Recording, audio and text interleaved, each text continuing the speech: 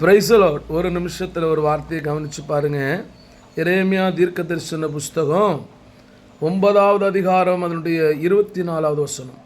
மேன்மை பாராட்டுகிறவன் பூமியிலே கிருபையும் நியாயத்தையும் நீதியும் செய்கிற கர்த்தர் நான் என்று என்னை அறிந்து உணர்ந்திருக்கிறதை குறித்து மேன்மை பாராட்ட கடவன். பார்த்தீங்களா, இந்த உலகத்தில் ஞானத்தை குறித்தோ பராக்கிரமத்தை குறித்தோ ஐஸ்வர்யத்தை குறித்தோ மேன்மை பாராட்டக்கூடாதான்.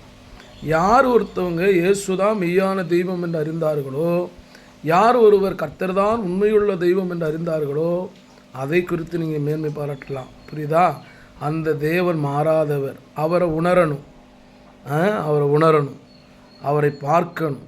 அவருடைய பார்க்கக்கூடிய மனக்கண்கள் திறக்க வேண்டும். அவருக்காக உங்களை அர்ப்பணிக்கணும். அவரை நீங்கள் அறியாதவங்களா? இன்றைக்கி இயேசு மெய்யான தெய்வம் என்று நீங்கள் அறிந்து கொண்டுங்க.